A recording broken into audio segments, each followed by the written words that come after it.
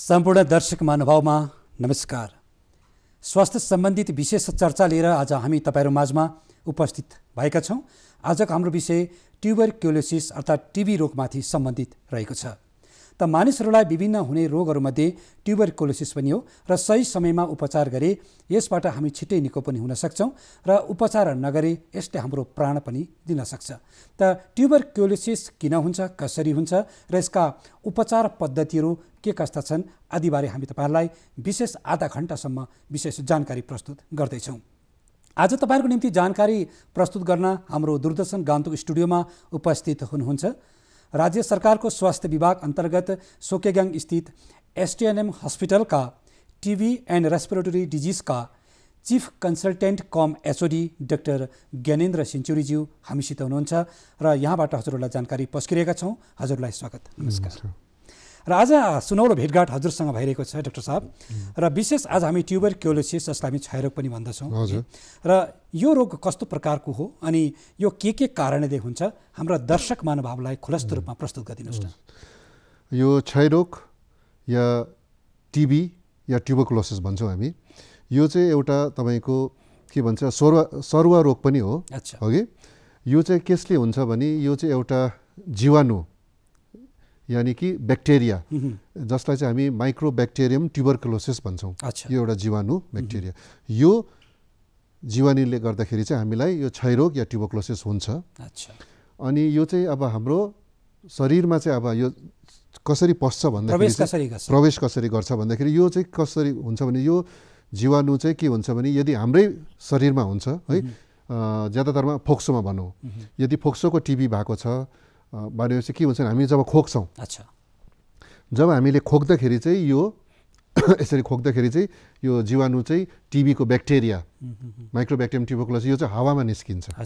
अनि हावामा के हुन्छ भने सानो सानो आँखाले नदेख्ने धुलोहरू हुन्छ, मोइस्चर हुन्छ, पानी है, त्यस्तो प्रकारले एउटा यसको ड्रपलेट एउटा इन्फेक्सनको लागि ड्रपलेट बनिन्छ है, आँखाले नदेख्ने सानो सानो। त्यो चाहिँ फेरि यदि हावामा उडिरहेको हुन्छ या तपाईँको छेउमा यदि अरू कोही व्यक्तिहरू त्यसको रेन्जमा आयो भने उहाँहरूले यो सास लिनु हुँदाखेरि चाहिँ यो किरा चाहिँ फेरि तपाईँको यो ड्रपलेट चाहिँ भित्र पस्छ। यो भने हामीले सास लिँदाखेरि चाहिँ पसेर फोक्सोमा जान्छ। अनि जब फोक्सोमा गएपछि त्यहाँदेखि फोक्सोको टिबी बनाउँछ, त्यहाँदेखि यो ब्लडमा जानु सक्छ अनि लिम्फेटिक्स भन्छ त्यसबाट पनि जानु सक्छ र शरीरको अरू अङ्गतिर पनि फैलिनु सक्छ। भनेपछि सुरुमा यसले पहिलो प्रभाव भनेको फोक्सोलाई पार्छ। हजुर, सबभन्दा पहिला चाहिँ यसले अब तपाईँको फोक्सोलाई पार्छ। त्यस पछाडि अरू अङ्गमा सर्दै जाने सम्भावना हुन्छ। कतिमा जानु सक्छ, हुन्छ, कतिमा चाहिँ अब जाँदैन, डाक्टर साहब। हामीले सुनेका छौँ नि कतिलाई ब्रेन टिबी भयो अरे, कसैलाई स्पाइन टिबी भयो, कसैलाई बोन टिबी भयो, कति प्रकारको अर्गेनमा यसले प्रभाव पार्छ, कति प्रकारको हुन्छ तपाईँको यो क्षयरोग टिबी चाहिँ तपाईँको। अब यो टिबीलाई हामीले कस्तो प्रकारको टिबी हुन्छ भने धेरै प्रकारले हामीले टिबीलाई यसलाई छुटाउन सकिन्छ। अब के भन्छ, पहिला चाहिँ हामी भन्थ्यौँ जस्तै primary TB, primary pulmonary tuberculosis, post primary pulmonary tuberculosis भनेर है।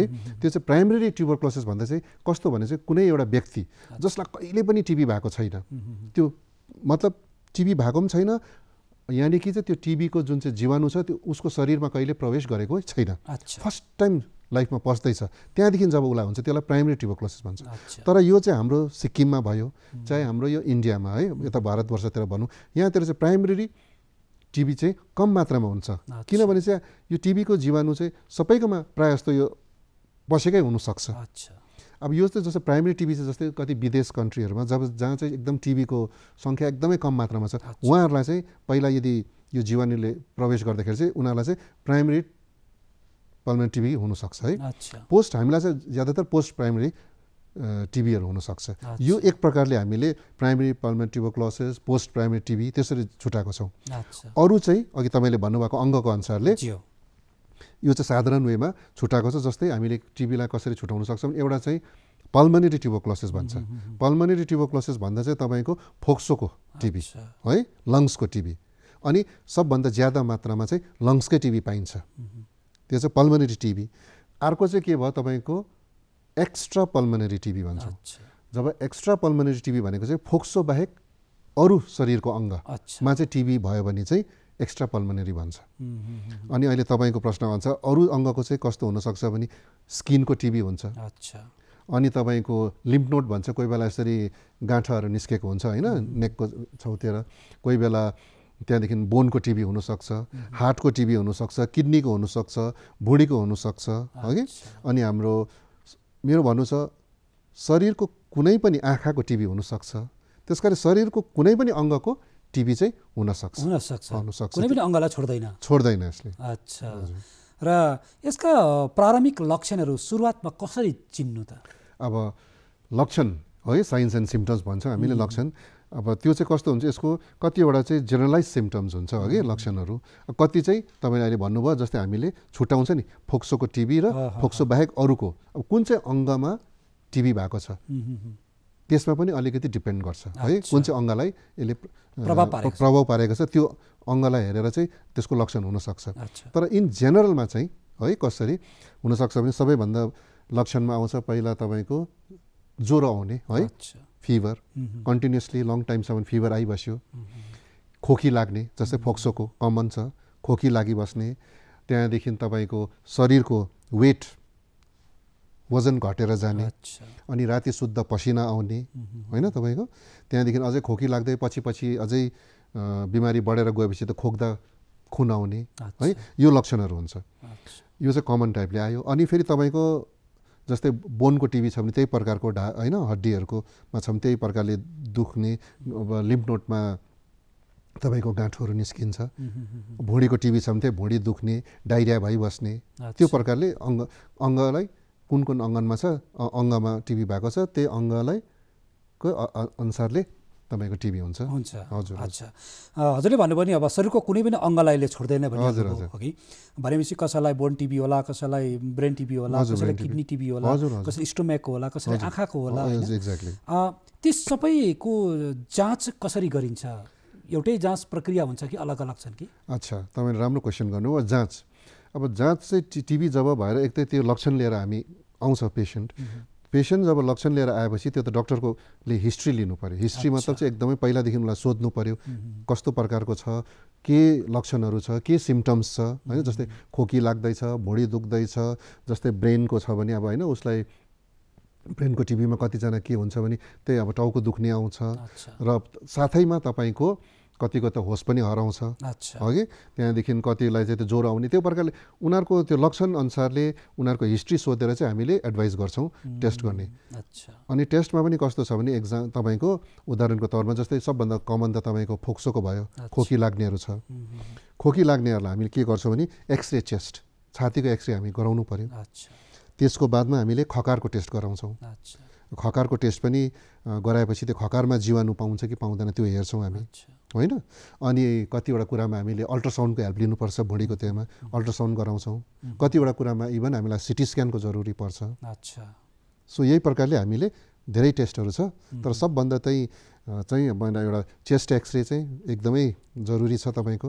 त्यसको बादमा यो खकारको टेस्ट गराउनु एकदमै जरुरी छ। हजुर, एक्सरे एन्ड खकारको गराएपछि जब यो रिपोर्ट छिटो आइहाल्छ, रिपोर्ट आइसकेर टिबी जब कन्फर्म्ड हुन्छ नि मान्छेलाई, तत्पश्चातको प्रक्रिया के छ? कतिको चाँडो उपचार सुरु हुन्छ अनि कतिको छिटो निको हुने सम्भावनाहरू हुन्छ होला? हजुर, तपाईँले नियमित रूपमा उसले दबाई सेवन गर्यो भने कस्तो प्रक्रिया छ? हजुर, अब हामीले चाहिँ जस्तै टिबी भयो है, pulmonary TB, extra pulmonary TB भन्छौँ, यो एउटा हामीले अघि अङ्गको अर्थले भयो। अनि अर्को चाहिँ जब हामीले जाँच गर्छौँ तपाईँको, जब टिबीको जाँच गरेपछि फेरि टिबीलाई अर्को प्रकारले हामीले आजकल यो के गर्छ डिभाइड गरेको छौँ है। कस्तो प्रकारले? एउटा चाहिँ हुन्छ ड्रग सेन्सिटिभ टिबी भन्छ तपाईँको, एउटा चाहिँ ड्रग सेन्सिटिभ टिबी भन्छ, अनि अर्को चाहिँ ड्रग रेजिस्टेन्ट टिबी। अच्छा, के भिन्नता छ? हजुर सर, अब यसमा ड्रग सेन्सिटिभ टिबी भन्दा चाहिँ के हुन्छ भने त्यही मैले भने तपाईँलाई खकारको जाँच गर्नु जरुरी छ। अनि अर्को चाहिँ जस्तै अघि मैले बोलेँ गर्दाखेरि हामीले लिम्फ नोडहरू जस्तै कतैतिर गाँठोहरू छ भने है त्यसबाट सानो सुई लगाउँछौँ हामीले गाँठोमा, त्यो सुईबाट हामी त्यसको मेटेरियल के निस्किन्छ त्यसको जाँच हुन्छ। यो जाँचहरू गर्दा चाहिँ हामीले के गर्छौँ भने जुन चाहिँ यो खकारको टेस्ट भयो, अनि यो एस्पिरेसन जुन चाहिँ टानेर चाहिँ हामी चेक गर्छौँ, इभन द बायोप्सी हुन्छ, इभन द भुँडीभित्र एन्डोस्कोपीहरू गर्छौँ हामीले। एन्डोस्कोपी गरेर त्यसमा केही हामीले सानो एउटा मासुको टुक्रा या केही चिज स्याम्पल निकाल्छौँ, त्यसलाई हामीले कल्चरमा गर्छौँ होइन, हेर्छौँ र यो त्यहाँदेखि ब्याक्टेरिया जुन चाहिँ जीवाणु त्यसलाई हामीले उमार्छौँ। अन्त त्यो उमारेर चाहिँ त्यसमा के गर्छ भने थुप्रो दबाईहरू छर्छौँ, त्यही टिभीकै खाने दबाईहरू। अनि अब उदाहरणको रूपमा अब एक्जाम्पल सिम्पल दिनु चाह्यो भने सानो सानो सानो पेला लिनुहोस् तपाईँले, होइन? त्यसमा जुन चाहिँ उम्रिँदै गरेको त्यो किरालाई जीवाणुलाई हालिदिनुहोस् त्यहाँदेखि त्यसको माथि अब टिबीको थुप्रै दबाईहरू हुन्छ। अब यो जस्तै आइसोनियाजिड, रिफाम्पसिन, इथाम्ब्युटोल, पाइराजिनामाइड, है, लिभोफ्लक्सिसिन, अनेक थरीका थुप्रै दबाई छ, है। त्यो दबाईहरू सबै हामीले त्यो सानो सानो सानो त्यो पेलामा जहाँ किरा उम्रिँदैछ त्यहाँ छर्छौँ। अब जहाँ जहाँ त्यो किराहरू उम्रिन्छ भनेको मतलब त्यो दबाईले काम गरेन। अनि त्यो दबाई छरेको ठाउँमा जब चाहिँ किरा उम्रिनु बन्द भयो मतलब चाहिँ त्यो दबाईले किरालाई मार्यो। हो, यसरी चाहिँ हामीले ड्रग सेन्सिटिभ टिबी कुन चाहिँ हो, ड्रग रेजिस्टेन्ट टिबी कुन चाहिँ हो छुट्याउन सक्छ। सेन्सिटिभ टिबी भनेको मतलब चाहिँ हामीले टिबीमा के छ भने जब उपचारमा आउँछौँ एउटा चाहिँ सेन्सिटिभ टिबी भन्दाखेरि चाहिँ फर्स्ट लाइन एन्टिटिबी ड्रग्स भन्छौँ। त्यहाँदेखि अर्को सेकेन्ड लाइन एन्टिटिबी ड्रग्स भन्छौँ। अनि ड्रग सेन्सिटिभ टिबी भनेको मतलब चाहिँ तपाईँको जुन चाहिँ त्यो फर्स्ट लाइन एन्टिटिबी ड्रग्सले जति किराहरू मर्यो त्यो चाहिँ first line drug sensitive TB. अनि जब त्यो ड्रग सेन्सिटिभ टिबीमा चाहिँ त्यो फर्स्ट लाइनले मर्यो, अब फर्स्ट लाइनको ड्रग्सले मरेन, दबाईले मरेन भने चाहिँ सेकेन्ड लाइन ड्रग्सले मर्छ। त्यो टिबीलाई चाहिँ हामी ड्रग रेजिस्टेन्ट टिबी भन्छौँ। अनि यस्तैमा तपाईँले भन्दै जानुभयो भने ड्रग रेजिस्टेन्ट टिबीमा पनि कस्तो छ भने एमडिआर टिबी भन्छौँ हामी। आजकल फर्स्टमा भन्छौँ रिफाम्पसिन रेजिस्टेन्ट, है। त्यसमा चाहिँ सिर्फ एउटा रिफाम्पसिन भन्ने दबाईले मात्रै काम गर्दैन। अर्को त्यहाँदेखि तपाईँले एमडिआर टिबी भन्छौँ, जस्तै त्यसमा चाहिँ मल्टिपल ड्रग रेजिस्टेन्ट टिबी। त्यसमा चाहिँ अब दुईवटा दबाईले काम गर्दैन, आइसोनियाजिडले काम गर्दैन, रिफाम्पसिनले गर्दैन। त्यहाँदेखि पनि एक्सडिआर टिबी भन्छौँ हामी, त्यसमा चाहिँ फेरि एक्सट्रिमली ड्रग रेजिस्टेन्ट टिबी। त्यसरी नै अझै अरू दबाईहरू पनि छ, उनीहरूले काम गर्दैन। त्यसरी हामी छुट्याउँछौँ। हो, त्यसरी छुट्याएर ड्रग सेन्सिटिभ टिबीको लागि फर्स्ट लाइन एन्टिटिबी ड्रग्स दिन्छौँ। अनि ड्रग रेजिस्टेन्ट टिबीको लागि हामीले ड्रग रेजिस्टेन्ट टिबी, चाहे त्यो एमडिआर टिबी होस् चाहे एक्सडिआर टिबी होस्, त्यो एकर्डिङली हामी त्यस्तो प्रकारले ट्रिटमेन्ट गर्छौँ। अच्छा डाक्टर साहब, पहिला ट्युबरक्युलोसिस भएर मानिसहरूले उपचार सम्भव नभएकर धेरैले ज्यान गुमाएको पनि हो, तर आज उपचार सम्भव भएको छ। कुन अवस्थासम्मका बिमारीलाई दबाई औषधिले बचाउन सकिन्छ अनि कुन अवस्थामा पुगेपछि बचाउन सम्भव छैन त? अच्छा, यो अब बचाउनु टिबीको यस्तो छ तपाईँको, जस्तै तपाईँले अब यो क्वेसनको आन्सर म दिनेछु, है। त्योभन्दा अगाडि चाहिँ म एउटा सानो कुरा भन्न चाहन्छु। जस्तै अघि हामी उपचारमा गर्दाखेरि पनि पहिला हाम्रो यहाँनिर हामीलाई यो ड्रग सेन्सिटिभ टिबी र ड्रग रेजिस्टेन्ट टिबी भनेर हामीलाई छुट्याउनु अलिक चर्को पर्थ्यो। किनभने हामीले पहिला के गर्थ्यौँ भने यो जुन चाहिँ स्टार्टिङमा सबैलाई हामीले ड्रग सेन्सिटिभकै ट्रिटमेन्ट दिनु पर्थ्यो। अनि जस्तै मानिसले के गर्थ्यो भने हामीले यसको युजली 6 महिना या 3 महिना या 4 महिना, है, गर्दा पनि ठिक भएन भने चाहिँ हामीले डाउट गर्थ्यौँ एमडिआर हो कि भनेर। त्यति बेला हामीले खकारको टेस्टहरू हामीले बाहिर चिनाइ पठाउनु पर्थ्यो तपाईँको, है। चिनाइ पठाएर तपाईँको त्यो रिजल्ट आउँदाखेरि नै कोही बेला झन्डै 6 महिना बादमा, कोही बेला वर्ष दिन बादमा मात्रै हामीले रिजल्ट आइपुग्थ्यो। त्यसरी आइपुग्दाखेरि चाहिँ हामीलाई यो एमडिआर टिबी एक्सडिआर टिबी हो कि होइन भने थाहै हुँदैन थियो पहिला। तर अहिले चाहिँ तपाईँको के छ भने चाहिँ हाम्रो एसटिएनएम हस्पिटलमै हुन्छ तपाईँको यो जुन चाहिँ सिबिनेट भन्छ, cartridge based nucleic acid amplification test भनेर। अब यो टेस्ट छ एउटा, यो जेनेटिक, है, टेस्ट हो, न्युक्लिक एसिड एम्प्लिफिकेसन टेस्ट। यसमा चाहिँ हामीले ड्रग रेजिस्टेन्ट टिबी हो कि होइन, drug sensitive TB and drug resistant TB, because treatment is completely different. त्यस कारणले गर्दाखेरि चाहिँ यो चाहिँ आजकल चाहिँ हामीले सिबिनेट गरेर चाहिँ ड्रग रेजिस्टेन्ट टिबी हो कि होइन भनेर चाहिँ हामीले तपाईँको सिर्फ विदिन 2 आवर्समा छुटाउन सक्छौँ।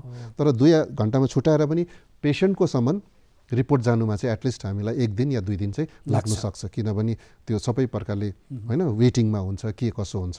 विदिन 2 डेजभित्र चाहिँ वी क्यान रिपोर्ट इट। तर खास गरी चाहिँ 2 घन्टाभित्रमै हामीले रिजल्ट चाहिँ चाल पाउन सक्छौँ। यस्तो प्रकारको थियो।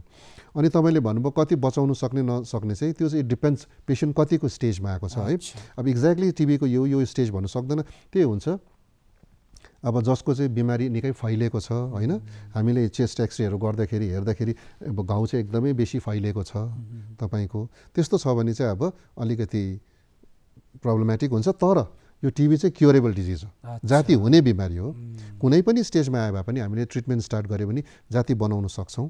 तर पनि अब कतिको चाहिँ यो टिबीको चाहिँ मानिसको आफ्नैमा पनि एउटा लड्ने शक्ति हुन्छ, जसलाई हामीले भन्छौँ इम्युन सिस्टम, होइन, तपाईँको इम्युन सिस्टम, प्रतिरक्षण क्षमता हुन्छ। हजुर, इम्युन सिस्टम। अब यो चाहिँ इन्डिभिजुअल डिपेन्ड्स हुन्छ, है जस्तो तपाईँ हामी पनि भयो। अब जस्तै तपाईँ हामी दुईजनालाई इक्जाम्पल लिउँ, टिबी भएको छ, हामी दुईजनाको इम्युन सिस्टम छ, हामी दुईजनाले दबाई खाँदैछौँ, तर हुनसक्छ अब तपाईँ राम्रो जाति भएर जानु सक्नुहुन्छ, मलाई अलिकति गाह्रो पर्ला, अरू मलाई अलिक सर्को पर्ला, किनभने कोही बेला मेरो इम्युन सिस्टम राम्रो छैन भने जति नै राम्रो दबाई पानी होस् न तपाईँले त्यति राम्रो गर्नु सक्नु हुँदैन। त्यस्तो हुन्छ। अनि तपाईँको एक्चुअली भन्नु चाहँदा तर यो चाहिँ मान्छेको इन्डिभिजुअल इम्युन सिस्टमको बारेमा मैले भनेको, इम्युन सिस्टमले गर्दा। तर टिबी इटसेल्फ चाहिँ क्युरेबल डिजिज, जाति हुनसक्छ। अच्छा, सुनिन्छ जब ट्युबरक्युलोसिस हुन्छ, क्षयरोग हुन्छ मान्छेलाई अघि भएपछि धेरै लामो अन्तरालसम्म दबाई खानुपर्छ भन्ने कुरा सुनिन्छ।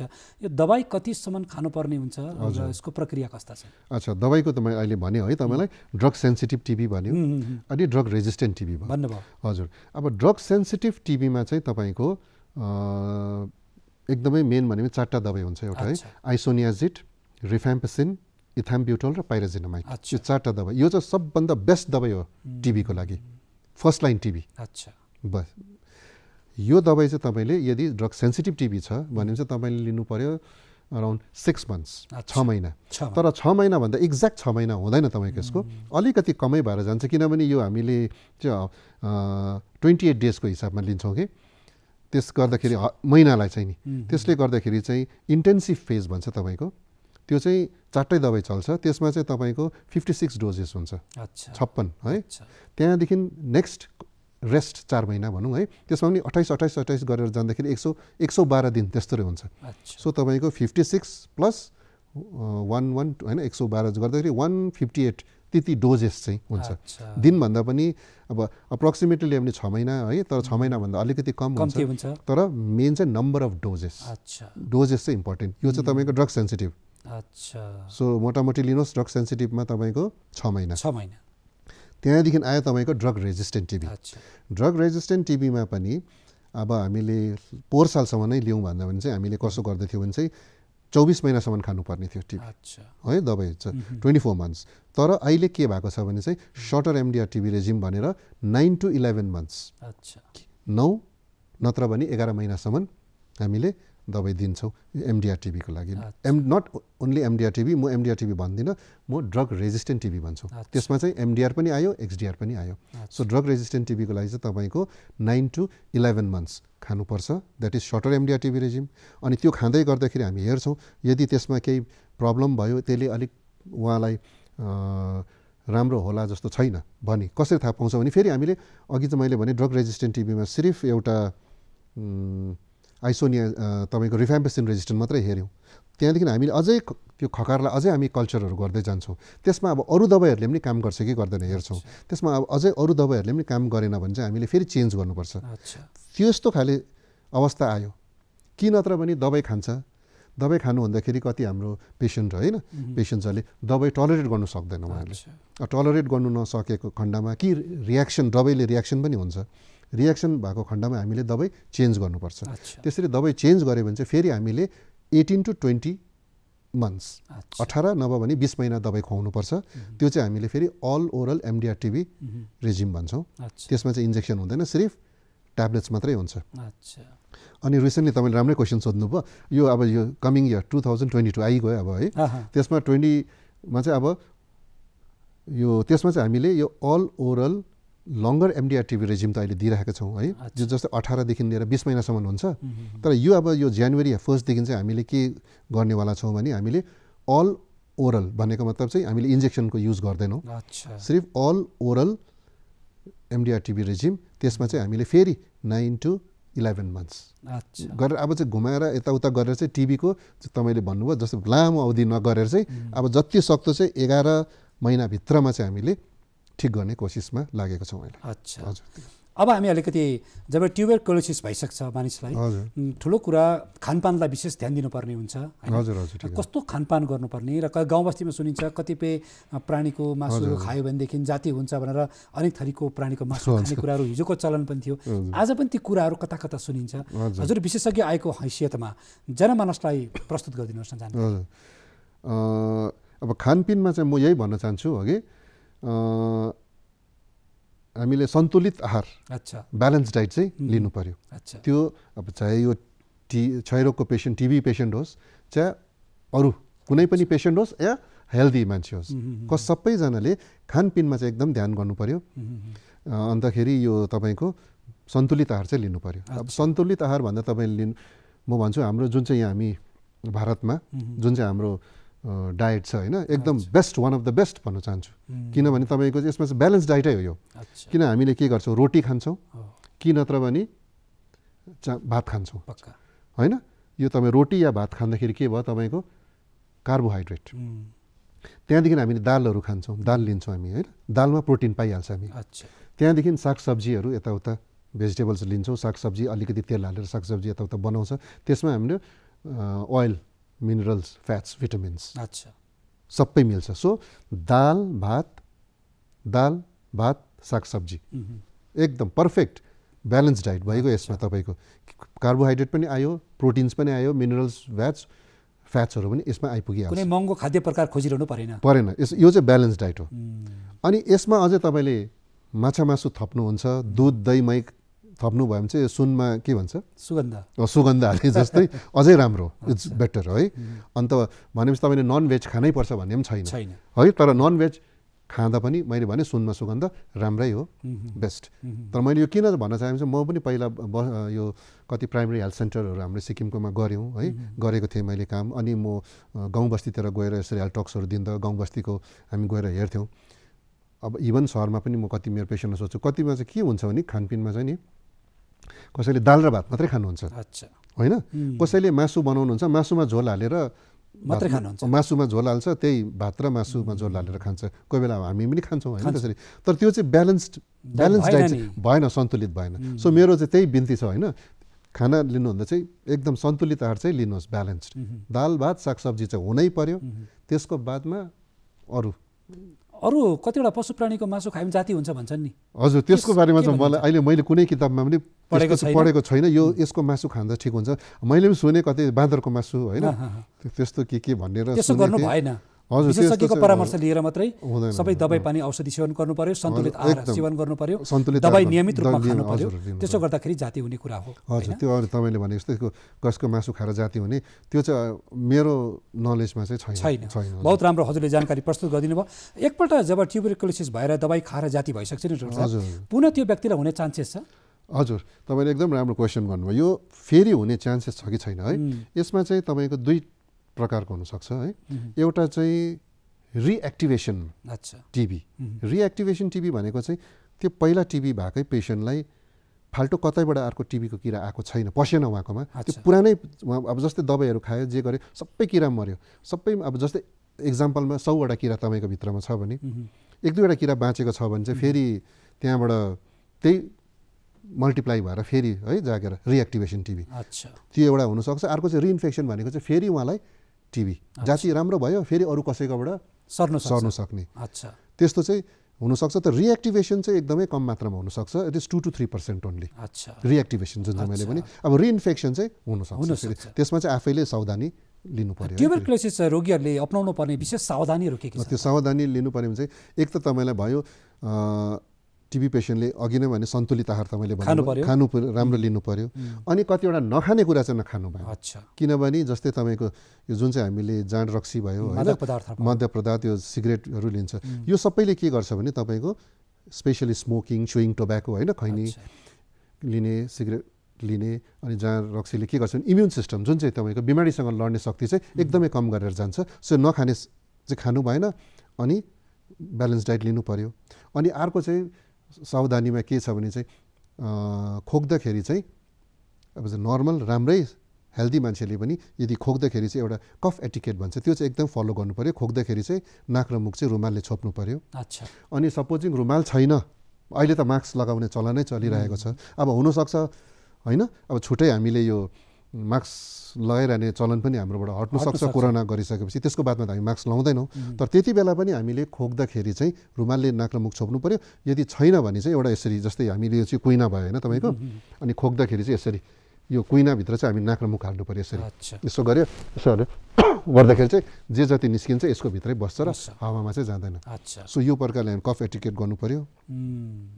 त खुबै राम्रो हजुरले जानकारी प्रस्तुत गरिरहनु भएको छ र हामी विशेष एउटा जानकारी के दियौँ भने जति पनि ट्युबरक्युलोसिस पेसेन्टहरू छन् उनीहरूलाई कतिपय सेवा र सुविधाहरू अलगै प्रकारका छन् भन्ने कुरा सुनिन्छ। के कस्ता सेवा सुविधा छन् हजुरबाट जानकारी पाउँ? हजुर, अब सेवा सुविधा भने चाहिँ अब के छ, सबैभन्दा पहिला चाहिँ एउटा म भन्न चाहन्छु कि ट्युबरक्युलोसिस पेसेन्टलाई चाहिँ हाम्रो होइन यहाँ सिक्किममा भयो अब सबै चिज चाहिँ it's a free of cost, निःशुल्क। यो जुन चाहिँ तपाईँको ट्रिटमेन्टमा दबाई जुन चाहिँ टिबीको हुन्छ, यो टिबीको दबाई किन्नु पर्दैन, सबै टिबीको दबाई फ्री अफ कस्ट हो।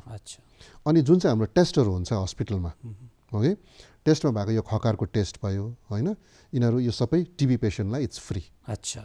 अनि इभन द यो अदर इन्भेस्टिगेसन्स अल्सो जुन चाहिँ तपाईँले एक्सरेहरू गराउनुहुन्छ, अरू ब्लड टेस्टहरू भयो के भन्छ, टिबी पेसेन्टको लागि यो सरकारले यो सबै फ्री गरिदिनु भएको छ। अनि साथैमा टिबीको प्रोग्राम्सहरू चलिरहेको छ कति ठाउँमा होइन, सबै जग्गातिर हाम्रो स्टेट टिबी सेल छ, स्टेट टिबी सेलले पनि उहाँहरूले आफ्नै प्रोग्राम गरिरहनु भएको छ है। त्यति बेला पनि अन्त अनि अर्को चाहिँ एउटा मैले सुनेको छु, यो जस्तै 500 रुपिस, 500 रुपियाँ चाहिँ एउटा टिबी पेसेन्टलाई प्रति महिना त्यसै दिने गरेको छ यो सपोर्टको लागि। हाम्रो राज्य सिक्किममा भनेपछि ट्युबरक्युलोसिस बिमारीहरू अलिकति भेटिँदैछ? हजुर, हाम्रो टिबीको पेसेन्ट छ र उनीहरूको लागि पहिला अब ट्युबरक्युलोसिस भइसकेपछि उनीहरूलाई एउटा अस्पतालमा अलग्गै राख्ने, किनकि एकदेखि अर्कामा सर्छ भनेर पहिला छिछि दूर गर्ने थियो भने आज समग्र रूपमा उनीहरूलाई सेवा उपचार गर्नको लागि सब अगाडि आइरहेका छन्। त्यसको लागि अलग्गै एउटा एडमिट कसरी गरिन्छ, यहाँ कस्तो व्यवस्था छ अहिले? तपाईँको ट्युबरक्युलोसिसको लागि अहिले हाम्रो सिक्किम सरकारमा है, टिबीको लागि अहिले हाम्रो टिबी अनि रेस्पिरेटरी डिजिज भन्छौँ। जतै टिबी त एउटा हाम्रो ट्युबरक्युलोसिस क्षयरोग भयो, त्यहाँदेखि अर्को चाहिँ रेस्पिरेटरी डिजिज। रेस्पिरेटरी डिजिज भन्दा चाहिँ तपाईँको टिबी प्लस रेस्पिरेटरी डिजिज भने यो फोक्सोमा हुने अरू कुनै पनि बिमारी, जस्तै हामीले सिओपिडी भन्छौँ, क्रोनिक अब्स्ट्रक्टिभ पल्मोनरी डिजिज भयो, ब्रोन्कियल आस्थमा सास बढ्ने डिजिज, अनि यो बाहेक अनेक इन्टरस्टिशियल लङ डिजिज भन्छौँ, अनेकै धेरै बिमारीहरू छ फोक्सोको है। त्यस्तो डिजिज हुनेहरू पनि हामी रेस्पिरेटरी डिजिज भनेर भन्छौँ। र टिबी पेसेन्ट र रेस्पिरेटरी डिजिज हुनेलाई चाहिँ अहिले हामीले ठुलो एकदमै एउटा अलग्गै बिल्डिङ छ हाम्रोमा। So TB and respiratory disease हस्पिटलै भनेर अलग्गै एउटा बिल्डिङ छ, जहाँ चाहिँ हामीले टिबी पेसेन्टलाई अलग्गै राख्न सक्छौँ अनि रेस्पिरेटरी डिजिजलाई अलग्गै राख्नु सक्छौँ। अनि यसमा यो पनि छैन कि फेरि टिबी र रेस्पिरेटरी डिजिजको पेसेन्ट एउटै बिल्डिङमा छ तर उनीहरू सेम एउटै जग्गामा चाहिँ छैन, किनभने एक तल्लोमा टिबी छ भने एक तल्ला छोडेर त्यसको माथिल्लो तल्लामा रेस्पिरेटरी डिजिज छ, अलग त्यस्तो प्रकारले हामीले सम्पूर्ण सुविधाहरू अहिले हाम्रो राज्य सिक्किममा सुकेगाङ अस्पतालमा सञ्चालित छ। खुसी लाग्दो कुरा छ। र हामी कार्यक्रमको अन्तिम चरणमा पनि आइपुग्दैछौँ। हजुरले भनिहाल्नुभयो सम्पूर्ण सेवा निःशुल्क सेवाहरू हो भन्नुभयो कि, र एडमिट भएर जतिले ट्रिटमेन्ट गर्नेले त सम्पूर्ण व्यवस्था पाइरहनु भएको छ र कतिजनाले घरमै बसेर दबाईहरू पनि लिनुपर्ने हुन्छ होला र दिनोदिन अस्पतालमा आएर लिएर जान पनि सम्भव नहोला कि, र त्यो सम्पूर्ण निःशुल्क सेवा तपाईँले दिइरहनु भएको छ।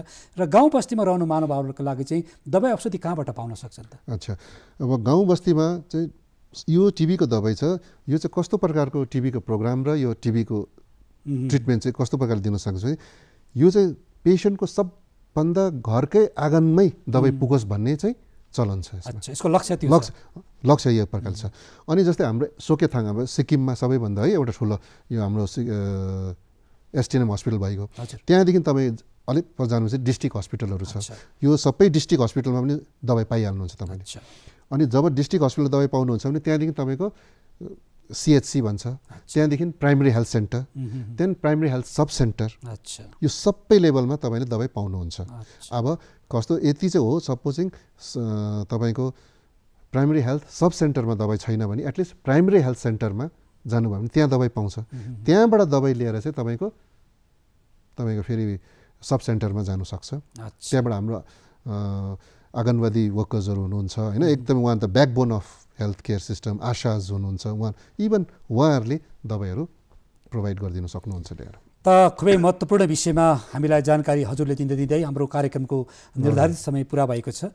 र आदरणीय श्रोता, हामीले आज तपाईँहरूलाई विशेष रूपमा ट्युबरक्युलोसिस हुनुको कारण र यसका उपचार पद्धतिमाथि विशेष जानकारी प्रस्तुत गऱ्यौँ र तपाईँहरू कोही कसैलाई ट्युबरक्युलोसिस भएको छ भने तपाईँहरूले नजिकैको पिएचसी सेन्टरमा पनि सम्पर्क गर्न सक्नुहुन्छ या तपाईँले झट्टै विशेषज्ञ कहाँ आएर सम्पर्क गर्नुहोला। तपाईँहरूका लागि सम्पूर्ण सेवा निःशुल्क सेवा उपलब्ध छन् र यसमा तपाईँहरूले कतिवटा इन्सेन्टिभहरू पाउने प्रावधानहरू पनि यसमा रहेको जानकारी अहिले हामीलाई प्रस्तुत गरिदिनु भयो डाक्टर ज्ञानेन्द्र सिन्चुरीज्यूले, जो हाम्रो सोकेगाङ स्थित एसटिएनएम हस्पिटलको टिभी एन्ड रेस्पिरेटरी डिजिजका उहाँ चिफ कन्सल्टेन्ट कम एचओडी हुनुहुन्छ र तपाईँको व्यस्त समय आज हामीलाई दिनुभयो।